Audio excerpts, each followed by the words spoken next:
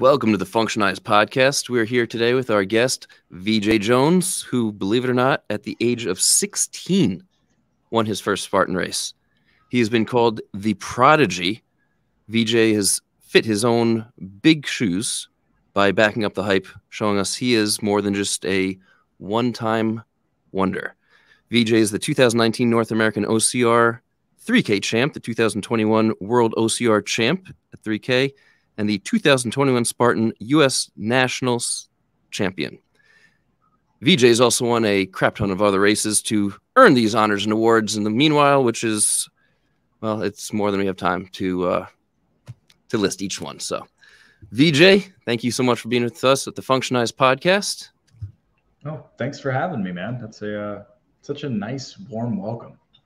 We do what we can here. So, Vijay, if you would, could you give our listeners here a little bit about your background? Where you came from, after the diaper phase. After the diaper phase. After the diaper phase. Yeah. Well, I've been an athlete of some form my entire life. I started racing BMX when I was 4 years old. I won my first national race when I was 5. Mm-hmm. And I raced BMX probably for about 8 years until that adolescent phase, early teens.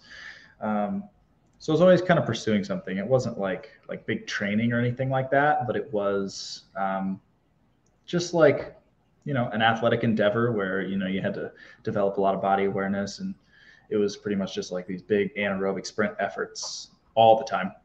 So always some kind of athletics going on. From there, I played a little bit of soccer in the meantime, played baseball for a year, wasn't really my thing.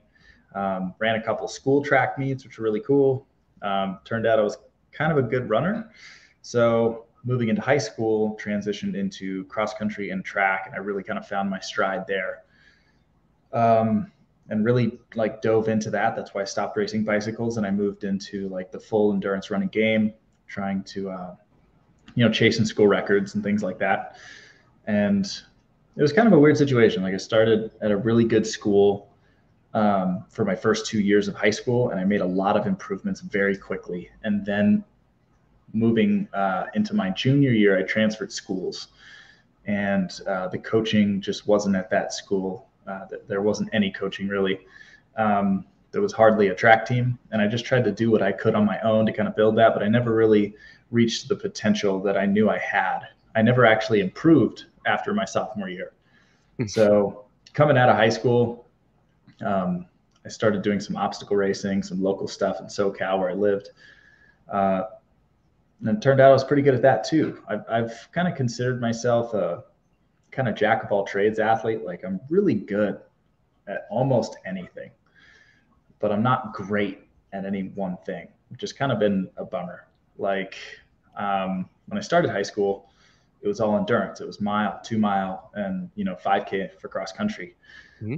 And then my senior year, I transitioned and started doing the 300-meter hurdles and high jump. And I went to state for both cross country for distance, and I went to state for the 300-meter hurdles. So I was capable across many realms, but I wasn't going to be state champion in either of those, right? So OCR was a really cool fit for me, where it required so many different skill sets. Mm-hmm. and combining all of those into a single athlete really is kind of a challenge for a lot of people. And I liked that challenge, and it fit my skill set really well. So I found success really, really quickly. My second Spartan race was the first one that I won when I was 16. I was still in high school. It was my senior year of high school. And success just kind of kept rolling from there. And I really dove into understanding the body and learning about metabolic physiology and how to train for endurance and really level that up. So started working with a coach and really taking it seriously. And the main problem was I was really good at this at a young age, but I didn't have enough history to train the way that you needed to be really, really successful in this sport. Because a lot of the championships, at least when I was starting to get into the sport, were longer distance championships. And you need to be able to stack a lot of volume. Mm-hmm. And that takes time to build up to. So for someone like me who found a lot of success really quickly, I knew like the toll it would take on my body if I rushed into it. So I had to be patient and slowly develop volume over a couple of years. And I'm really glad I did that because I've stayed healthy through the entire process. And now I'm in a place where I can put in really hard work and my body's ready for it. And, you know, I'm winning championships because of it. So I'm no regrets. It's all good. Just curious, what was your best time in high school? High school, like my sophomore year, I ran a 15:30 for like 3-mile cross country. And then I never got better. I became more powerful and like stronger. Mm-hmm. And I ran like even on hilly courses, I could always get like that 15:30 mark, but I didn't know where to go to like progress past that point. So it was kind of a bummer because I knew I had so much more to give. I just didn't know how to like unlock it, where to go. So that was my best there. I ran a 4:35 in the mile, so not like anything stellar. I ran a 10:01 2-mile. So a lot of almost nice things, but nothing that was really like You're right stand there. Out. Yeah, I'm really close. And you know, looking back, I mean, I don't think it was like an awful thing, but I definitely was on track to do something great when I was a sophomore in high school. And then when I lost that really great cross country team and that great coaching from that first school, mm-hmm. It really changed like the trajectory of where I was going. Like I was like set on the colleges I wanted to go towards. I had received like a letter or two my sophomore year, and I knew like I was going to be a college cross country athlete. Like that was everything I wanted. And then it all changed. So I'm just curious, your 5K time now, if no obstacles, obviously, because they add time to it. So what do you think is the best right now? You're doing. So I have no idea. Since I got into OCR, I've only pursued that. But I have this calendar right behind me that has all my races for the year. And right up here is the Carlsbad 5000, which is the fastest road 5K in the country. Mm-hmm.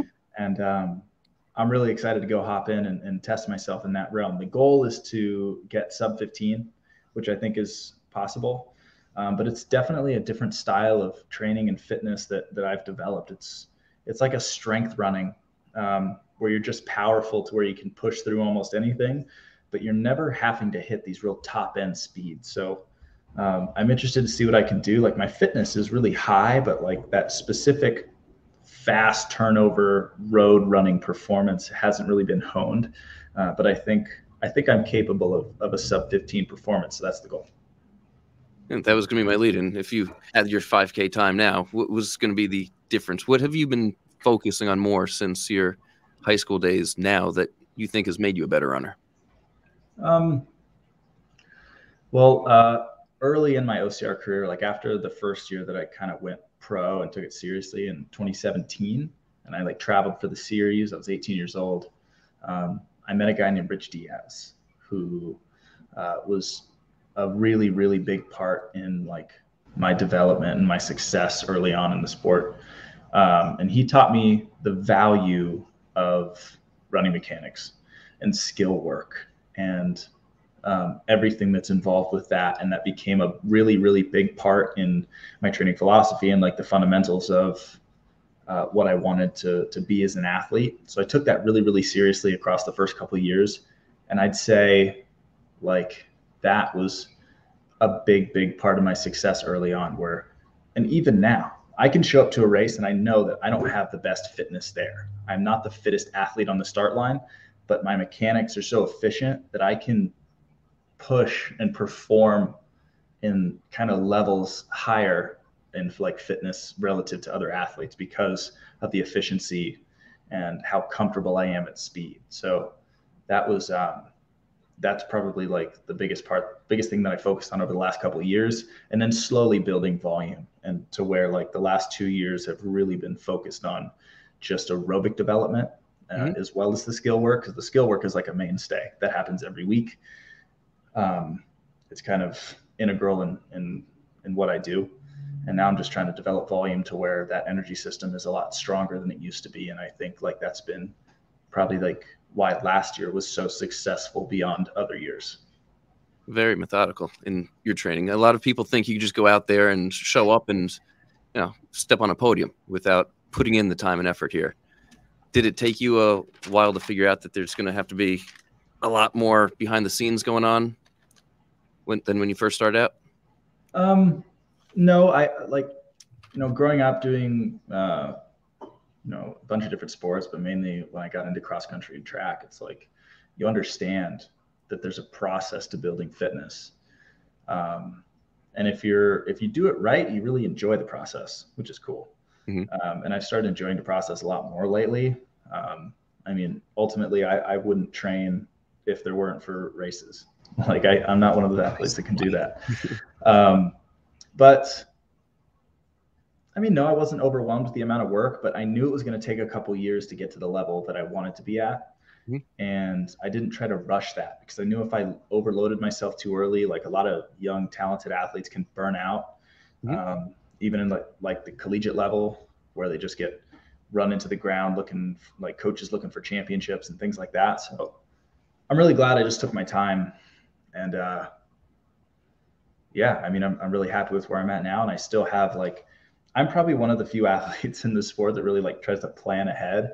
Like I have goals laid out, 3 to 5 years out kind of right now, like where I want to be and the kind of athlete that I want to be in a few years. So everything's always building towards the next goal.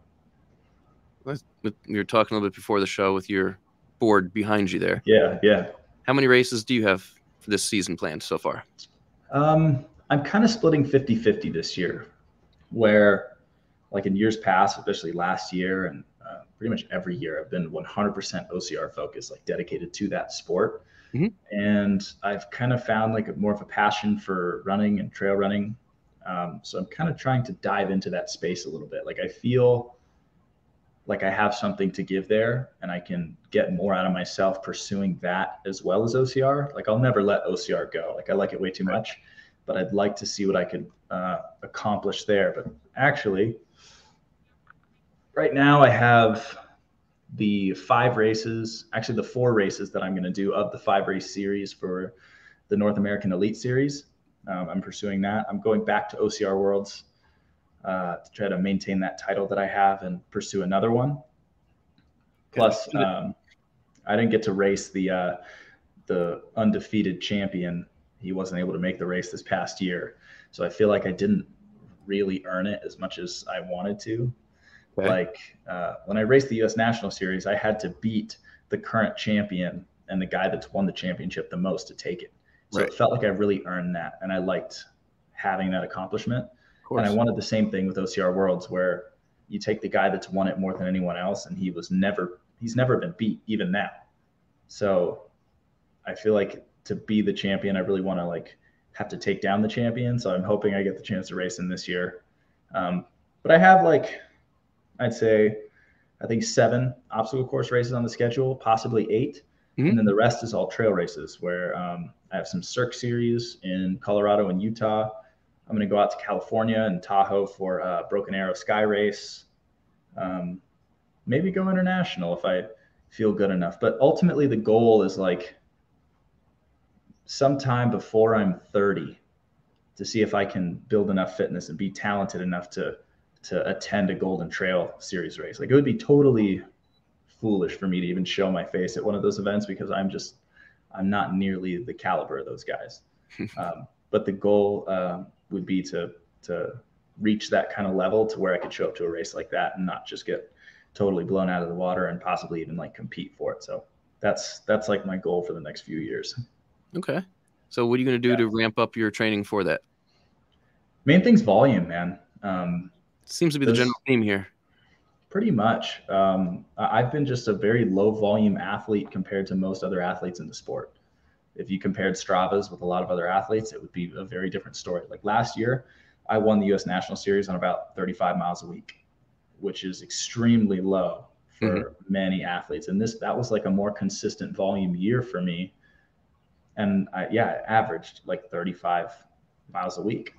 So the goal is to just keep ramping that up until I can sustain.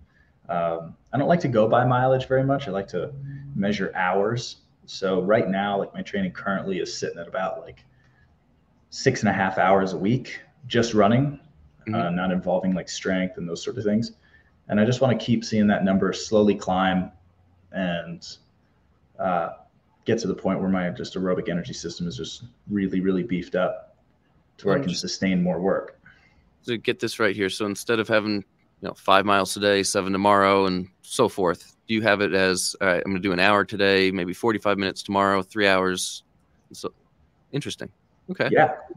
Because being a trail athlete, it's like, like one trail versus another, it's going to be completely different. So if you want a consistent demand on your body, you can't be like, I'm going to go run 6 miles, because you run flat 6 miles, that'll take you, 40 minutes. Or if you run like a climbing 6 miles when you're up in the mountains, that'll take you an hour, so they're very different demands. So I try to do everything time-based. But since I'm trying to get ready for some like specific longer races, we are setting mileage for some of my longer runs, but we're assuming that I'm doing that in the mountains, or at least on some form of trail. So I have to cover that ground. And usually that's like, carrying me over 2 hours. We're just going to try to keep that pushing the mileage and the time up, because say if you go out for a 2-hour run, but you're not clearing the distance of your longest race that you're going to be competing in this year, like you got to make sure you're getting the mileage as well. Like your feet are actually covering that distance. Makes sense. Yeah. What's your favorite course?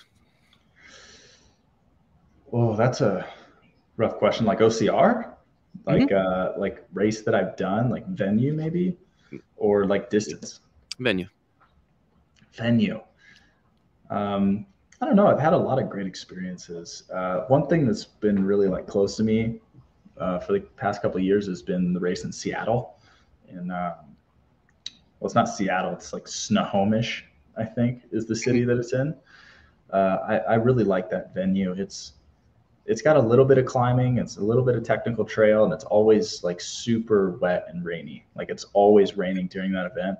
So it makes it very challenging to run well, but there's a lot of open, fast running there too. And I've had some really awesome experiences there. That's where I got my first U.S. National Series podium. That's I've never won there. Now that I realize it, like I've never won that U.S. National Series race, but I've had some great experiences there, and it's always been really, really fun. But I don't know. I'm kind of opening up to the mountains a little more. Like historically, I always enjoyed them, but I never performed well there. And now that I've kind of gotten that skill to kind of develop over the last year, I'm really enjoying those. So I'm really looking forward to going back to Big Bear this year to really like prove to myself that like I am ready for those mountains, because that's a brutal course. It's straight up and straight down a few times. So you got to really have like your legs under you. And I enjoyed it last year. Okay. How about biggest rival? Is there one guy that is like your Lex Luthor? I mean, not for like always, but lately, over the past few years at least, since like 2019, it's been Ryan Atkins. He's arguably the greatest athlete that's been in this sport, and he's been doing it a lot longer than I have.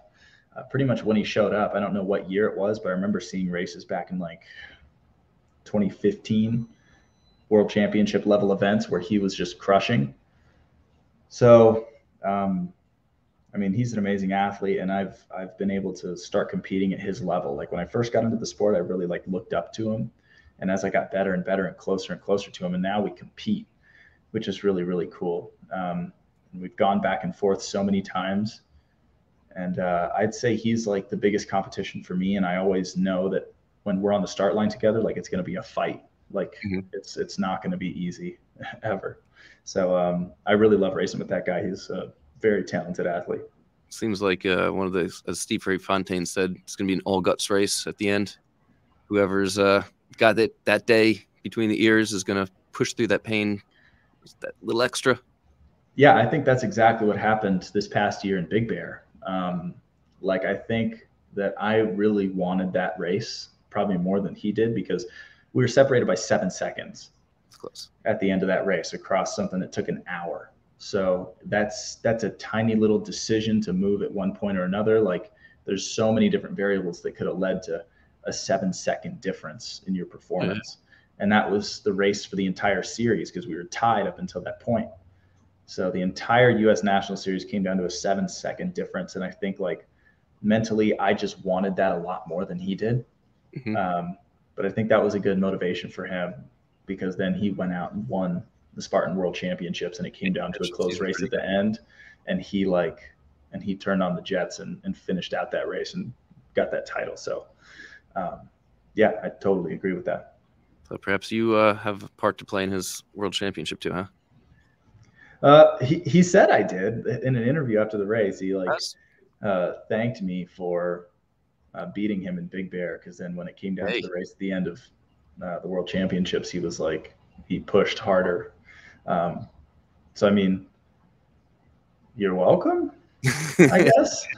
No, but like I love racing that guy. It's really impressive to see what he can do. Now, let me get your opinion here. The two sports, you got obstacle course racing and you've got CrossFit. CrossFit claims to produce the fittest on earth. Now, you do a OCR, you get everything as well with the extra added endurance. How do you think that the two sports could have kind of a in-between event to see like a showdown? Who's actually the fittest? You know, Vijay Jones or Matt Frazier?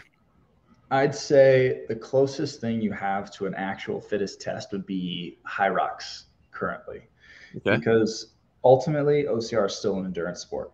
That's why an athlete like myself does so well. And I'm a very runner build. I mean, I am probably, 20 pounds heavier than, my elite running frame would be.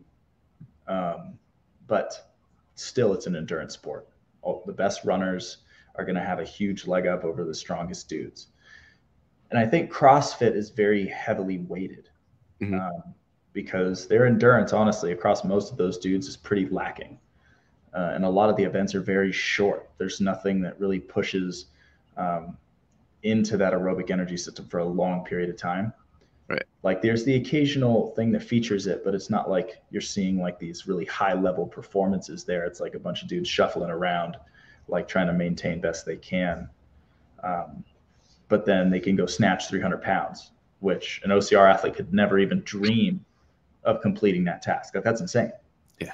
So they are, both combine multiple disciplines, but neither, I think, is like a real test of both energy systems equally. I'd say if you saw like a high rocks heavy or something like that with like even more strength involved, that's where you'd see something to like, I don't know. I think high rocks is the best balance so far because the races take you an hour. So you have to be very aerobically fit. You have to have a big cardio engine. But at the same time, like you have to be able to move weight. That's why like an athlete like myself, I haven't even tried a high rocks event because I know that it's going to require me to change my body so much that I won't be, a U.S. National Series champion athlete anymore. I'll be some kind of high rocks hybrid athlete. Right. So, yeah, I think there's opportunity to find something that kind of combines, especially if you did like a full event, like a CrossFit Games style thing, but had more endurance intermixed. And I think the thing that's really difficult about high rocks is how much skill is involved, how much with all the Olympic lifting and that sort of thing, and the amount of form and mechanics that you have to practice and pursue. Like Olympic lifting's not easy. Like it's very difficult. And like form is at least 50% of that game. Like you got to have a lot of power, but you also have to be very, very proficient in those movements. So, yeah, I don't know, like a more endurance-based CrossFit Games, but still having like, your snatch events and those sort of things. I'd be interested to see something like that, but I don't know. I don't think like you can say that a CrossFit athlete is more fit than an endurance athlete. Ultimately they probably are. Like if you want a more complete athlete, a CrossFit Games athlete is definitely a more complete athlete than someone like myself. Like I have a shot at winning the world championships in our sport. And I definitely am very like in my lane. I'm capable of other things, but I definitely stay like I'm an endurance athlete specifically. and I'm only as strong as I need to be. So it's really different. So when it does come to your training, how many times a day do you currently train? Well, I'm only about a month in. I started on the first of the year. I had like a unfortunately long off season to where I was like I should have started training back in probably November, like around Thanksgiving time, but I didn't get to start until the 1st. So right now I'm running 6 days a week currently. I'll only train 6 days a week. I'll never cross that like 7-day barrier. I believe in having like a very dedicated off day. So 6 days a week I'm running with 2 to 3 strength days in there, but everything's separated right now. I'm not doing any like OCR workouts where, or like compromise workouts as people like to refer to those as where you run as an interval, you come in, you do some strength movements, go back out, or you're hopping on obstacles, anything like that. Everything's very segregated right now. So 6 days a week of running and 2 to 3 days of strength right now. Okay. How about nutrition? Do you follow a certain type of program for yourself, or kind of just if you see it, eat it? Pretty much the see it, eat it thing. I mean, I do have rules as far as like, I'm not trying to eat out all the time and eat fast food. I mean, I don't like stop myself. Like my girlfriend's a huge fan of Chick-fil-A. So if we drive by Chick-fil-A, like we might stop. So, but mainly it's trying to keep like a lot of carbs in the diet and just fuel the work that I'm doing. Cause when I fall behind in like eating, I feel it. I feel it over the next couple of days. Like I've dug myself a caloric deficit. So I just need to stay on top of everything. I've become big friends with the Instant Pot and like making big batch pastas. And I have like 3 or 4 recipes that I kind of cycle through, and I always have pasta in the fridge.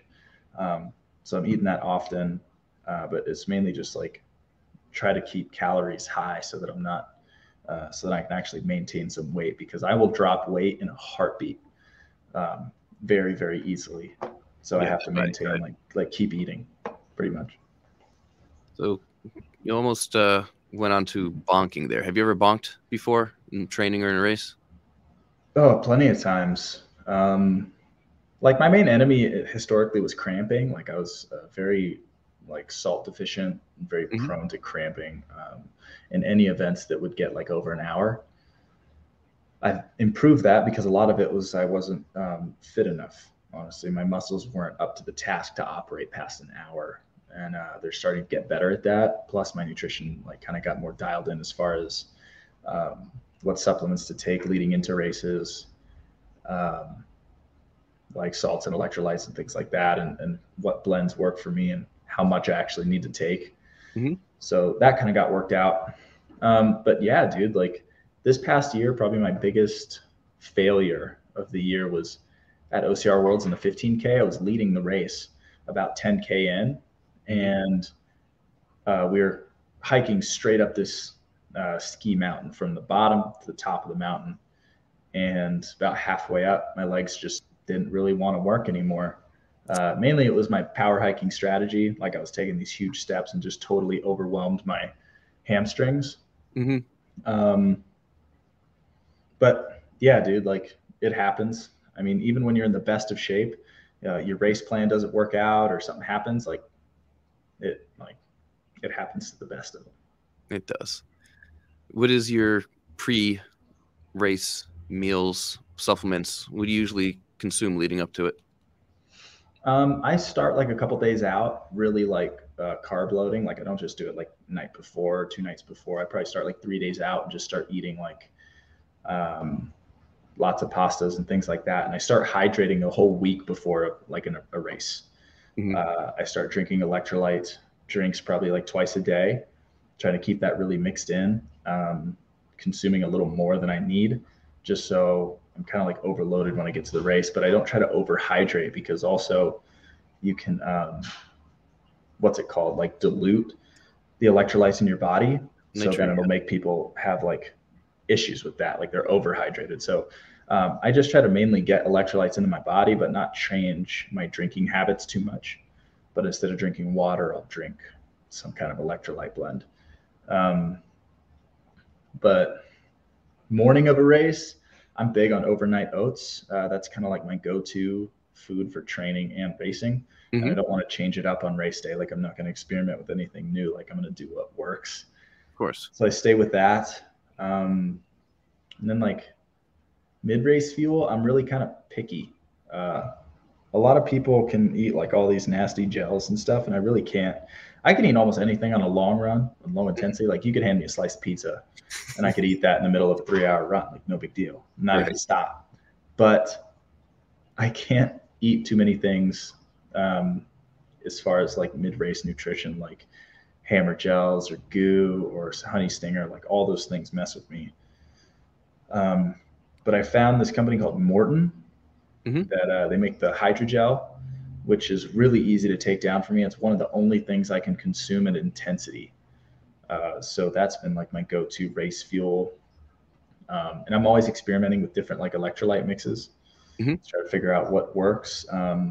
Historically, goo Roctane has been good for me. The Summit Tea flavor specifically, that's been good. But sometimes having too many calories in my drink will actually mess me up. So I like to have electrolytes and calories very separate. So when there's too many calories, like a tailwind type of thing, that seems to be something that like triggers my GI system to not like it. So try to keep those very separate. So in like really long races, I'll actually carry a bottle that has like electrolyte mix and then one that has water, so that when I'm taking my nutrition, I can actually drink water instead of electrolytes, so that I'm not blending calories and electrolytes, because that seems to be just a recipe for disaster for me. And it's nice to use the hydrogel from Morton, because then I don't have to drink water with it right away. It's like Jello, so it just kind of goes away real quick. Have you ever utilized exogenous ketones in your training, especially for endurance? In 2017, this dude like tried to sell me on ketones and that sort of thing, and this spray, like you spray it in your mouth and it like activate all that stuff. And I did not like read into it enough to really fully understand that whole system. And trying to be in like the ketogenic diet and that sort of thing. So I never really pursued that. And I've always had much more success just consuming like lots of carbs and fueling that way. And I mean, I still am pretty fat adapted as far as like when I'm racing and everything. And when I'm training, I mean, when I'm at an aerobic state run, I'm burning like 66% fat at those heart rates. So I'm not like, honestly, I'm kind of filling the air right now, but I don't understand ketones and how they work and everything like that nearly enough to really talk about it. Fair enough. And if you don't know it, then why in the world are you going to take it before you're competing? It doesn't make sense. Fair enough. I'm pretty old school when it comes to stuff. I mean, I like to use new science and understand heart rate training and like thresholds and how to measure thresholds and all that sort of stuff. But I don't know. I just believe in the training. I don't really supplement very heavily. A lot of people I know are taking all these kinds of vitamins and protein powders every day and BCAAs and all this stuff. And I just, there's a few things that I take. Like I take a pretty simple multivitamin. I take a calcium, magnesium, and vitamin D mix on most days, probably like 5 days a week. And then occasionally I'll supplement with like some BCAAs or like a protein shake on like bigger workout days. But I don't like load up on stuff very often. I'm pretty like reliant on just keeping a variety in my diet and trying to get stuff that way.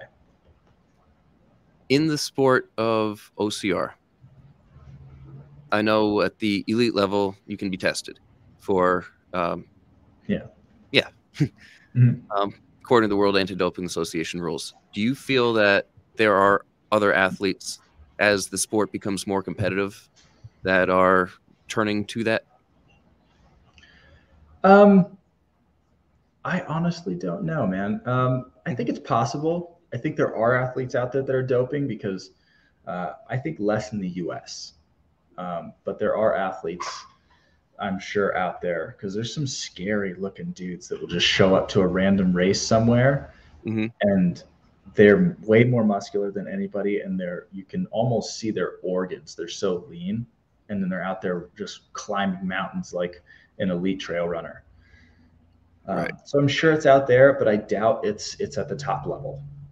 I sincerely doubt that. But then again, Mm-hmm. I've won a world title. I've won a national championship. I've won a North American championship, and I've never been tested. Okay. I've never once been drug tested. So I have no clue, honestly. Right. Like I'd love to be tested. Like I'd like that to be a thing. And I honestly don't believe that a lot of the top athletes in this sport are using. Mm-hmm. I would be extremely surprised. But I'm sure there's some athletes that are taking some questionable things around the world. But I honestly don't think there's enough money in this sport yet for people to really start taking drugs. And I mean, one dude I heard about before the championships in Abu Dhabi, he Mm-hmm. got banned from like is it IIAF or IAAF? He got popped for some performance enhancing drug, and he was going to go compete because he races in the Middle East. I think he's Mm-hmm. from the Middle East.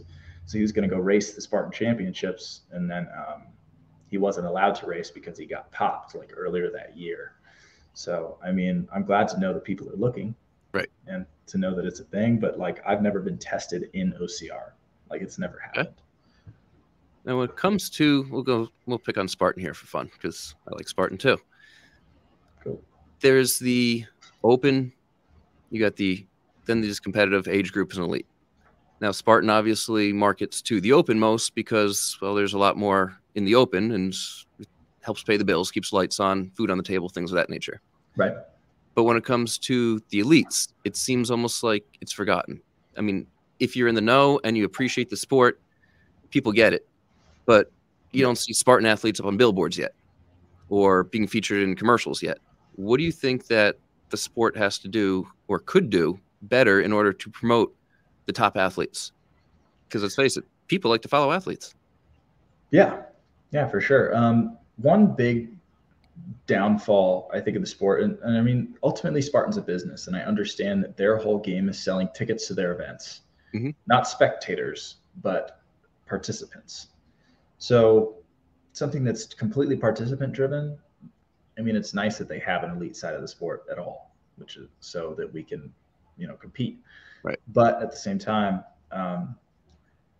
what you notice a lot of sports do, like you look at the biggest ones in the world, the NFL, the NBA, mm-hmm. they create heroes and they create storylines, and they pit athletes against each other, and it's this whole production featuring athletes that they try to make basically, like a lot of people in the business call it, like heroes. They try to create heroes that people can follow and root for. And unless you follow OCR athletes on Instagram, you don't know anything about them. Right. Like they're just a name on a screen. And a lot of times some of the broadcasts have been like really poor in the past, and it's boring. Honestly, it's really hard to follow like some of these Spartan races because it's just a bunch of dudes running through the woods, and you don't really, like, someone watching for the first time, they don't really understand what's happening, mm-hmm. Which is kind of a bummer, especially with, like, I watched some of the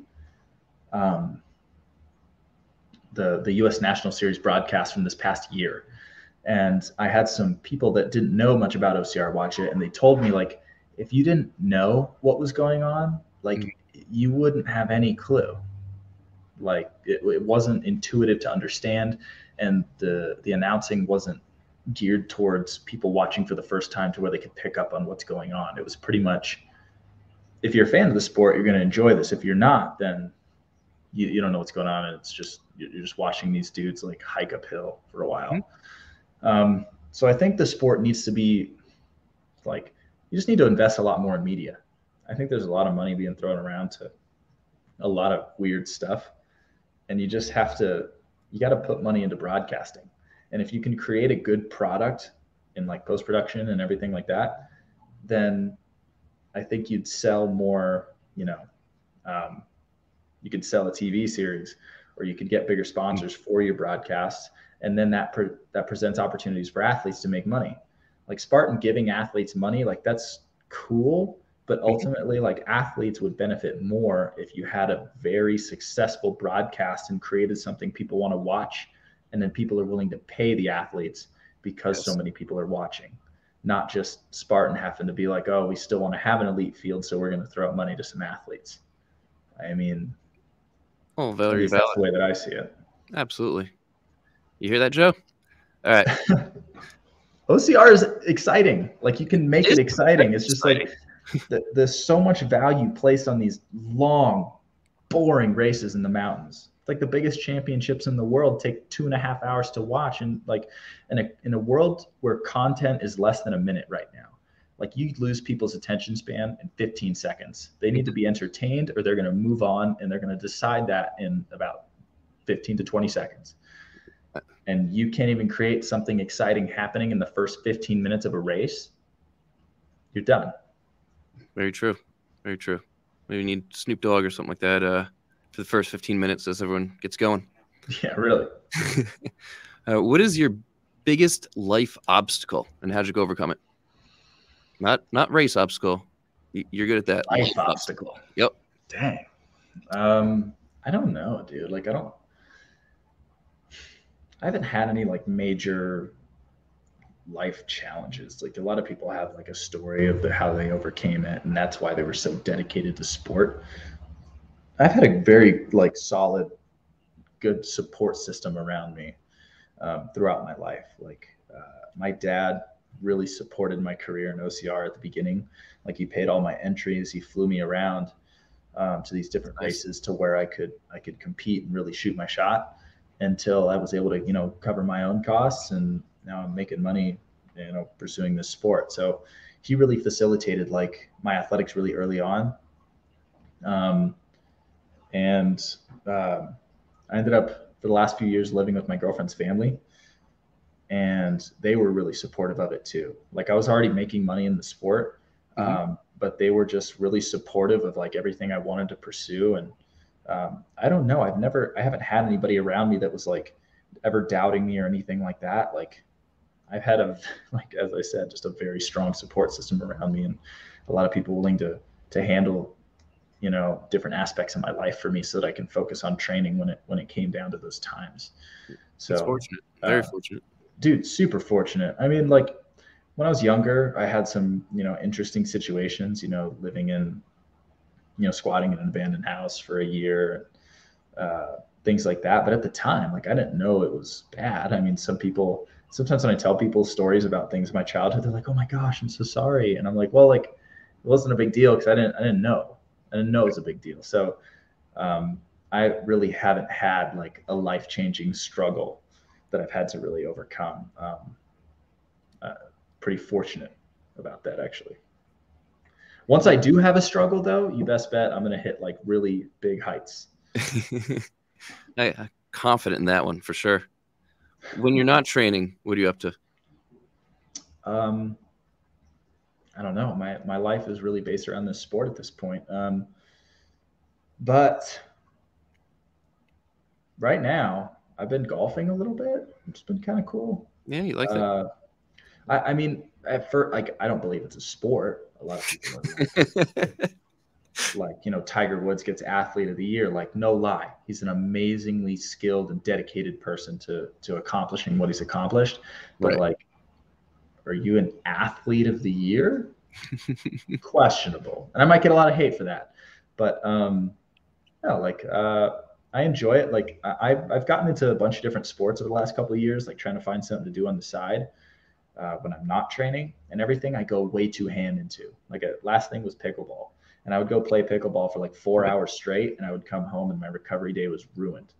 So I'm like, okay, I'm going to go run 15 miles tomorrow and have a tempo run in the middle. And how am I supposed to do that after I just played pickleball for like 3 or 4 hours? Really? So golf was a really low intensity thing that I could do, and it was all skill and mental. So I've kind of been enjoying that. But this year I'm trying to like use more of my free time and create more content, start getting back on YouTube and putting videos together. I just released like a training guide for age group athletes for the U.S. National Series. So I'm like really happy that that's been doing pretty well. And I want to do more stuff like that. Like I want to be more productive this year, put out guides. Like I've gained a lot of experience over the last couple of years. And if I can kind of share that in like ways that I'm comfortable, like I don't want to coach. I don't really have much interest in like writing program for a bunch of athletes because it takes a long time. And if you're good at it, it certainly does. Yeah. Yes. It should take a long time. But if you're also an athlete and I'm getting coached right now, so what is working for you and what you're getting from your coaches and what's on your mind currently can start to kind of cloud what you give to other athletes and what's best for them. So I try not to do too much of that because I know that like I would start being like, well, this has been really great for me. Like this will be great for other people versus like doing it what is ideally best for them. Because the best athletes aren't the best coaches. Like that's for sure. And I mean, I'm a good athlete, but what I'm doing isn't going to work for everyone. But there's certain successful actions that I've had over the past like few years that I might start sharing in a more like detached way, but like training guides and things like that. And might start releasing some stuff like that. So I'm trying to use a little more of my free time, but probably still play golf here and there. You know. Are you familiar with speed golf? Dude, I was just talking to some friends, and I was actually going to approach a golf course. I want to put a speed golf tournament here. Okay, so you have heard of it, yes. I definitely would. Because it's just they used to have like a world championships, and they, I think they're like used to be like some U.S.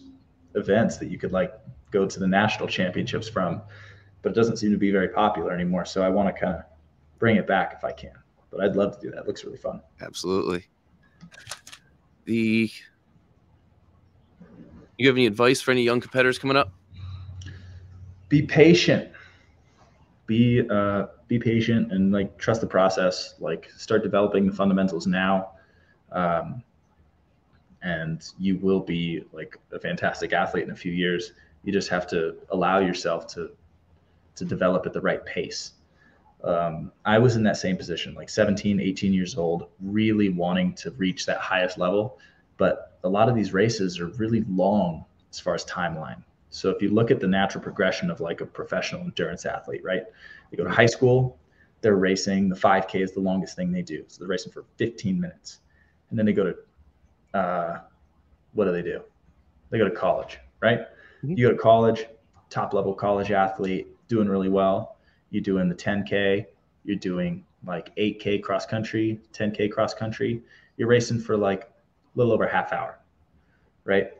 And then usually people will branch out to looking at maybe half marathons for a while, continue racing at the 10K level. And then eventually, you know, when they get closer to their 30s, they start looking at being a marathon athlete. So if you look at the time duration of those events, not the distance, but the time, you're like a half hour athlete for a long, long time before you start branching into these events that are going to take you over an hour, hour and a half, 2 hours.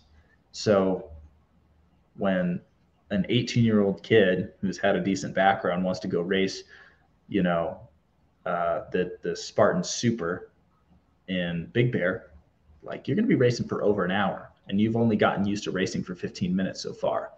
So it's a completely different game. So it takes time. So main thing is just like develop the right way, do the skill work, develop those energy systems, and like give yourself a couple years to kind of get better at the shorter stuff, develop that speed, elongate it over time.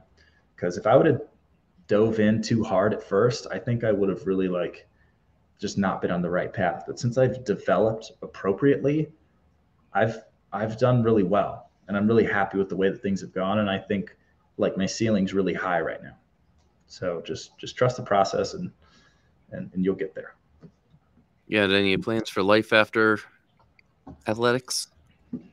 A little bit. I want to stay involved in the sport. Okay. And I don't know what that means. If I'm going to be an announcer, if I'm going to build my own event, or if I'm just going to coach. I started something called Black Force Performance Training, which is an area where I could start doing mainly running mechanics and like gait work, doing a lot of gait analysis, that sort of stuff, and just like one-on-one running sessions, where it's not programming, but just doing like performance running work in person. And I really like that. That's probably like my favorite kind of work to do. So just kind of supplementally just adding that in, doing it here and there once or twice a week. And I really enjoy that. And my idea is to kind of start now promoting it and start working with people. And then, you know, if I can compete for another, you know, 10, 15 years over that next decade and a half, like I can build a decent clientele and become like well-known enough in the sport. And also my business just slowly grows until when I'm ready to step away from athletics, I have something that's already there. Like I've seen a few athletes kind of fall off the really heavily, like being really competitive and fully dedicated to athletics, and then not really know what to do after that. Like I have real expenses and what am I going to do now? Like I have to get a regular job, and you didn't lay the foundations to transition into anything else.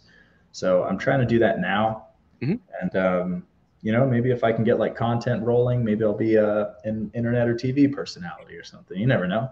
But yeah, I'm just going to kind of start putting my time into different avenues and see what presents itself. Because when you're putting stuff out there, something like an opportunity always presents itself. So I'm just going to keep putting stuff out there, and I'll find which direction to go. And I'll probably go in 3 different directions at the same time. But yeah, I'll be ready for it. I think Jake Paul's looking for someone else to fight. So if you're looking for something to get into, you know, it's an idea. Didn't say it's a good idea, but it's an idea. You know what? They'll be like, we'll pay you $5 million to throw the fight. And I'm like, sold. I'll take that first hit and go down like a sack of potatoes. No problem. Gotcha.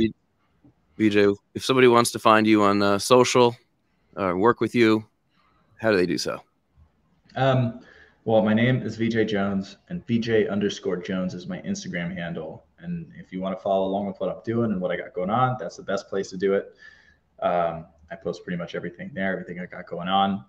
Black Forest Performance Training, or Black Forest OCR, is a website, but also Black Forest OCR is an Instagram site. So you can check that out, see what's going on there as we update. Like I released that training program on the website. It's been pretty cool. It's pretty much a 26-week guide to the U.S. National Series and how to train throughout an entire season, to do your tapers, to have up weeks and down weeks, the strength, how to change your workouts for the upcoming demands. Felt like a lot of age group athletes could use a little guidance there. So I put something out. It's been doing pretty well. And it's the first week. So if you want to get into it, like you got to get in this week or else you're going to just be behind the whole time. So yeah, pretty much follow me on Instagram, and I'll update you on everything I got going on. That's the best place to be. When's your, what's your first race scheduled? I'm looking at getting a shakeout race and like a rust buster. I'm going to go to Arizona. Yeah. Okay. Spartan race out there. I'm really excited to get back on the course. I don't think I'm going to be able to hit like high level fitness by the time we hit the first U.S. National Series race, or the North American Elite Series in San Luis Obispo. I think I'm going to hit that at like 90% or so, but I have enough experience and enough mojo to like carry me through and race well. And I think I still have a good shot at winning that race. So that's the goal. But I just need to get on the course and experience it. So I'll be in Arizona, and then a few weeks later, we'll be in San Luis Obispo ready to throw down. Awesome. Vijay, I sincerely appreciate you being here from the bottom of my heart. Thank you very much. It's been an absolute pleasure. Thanks for having me, dude. This was fun. Absolutely.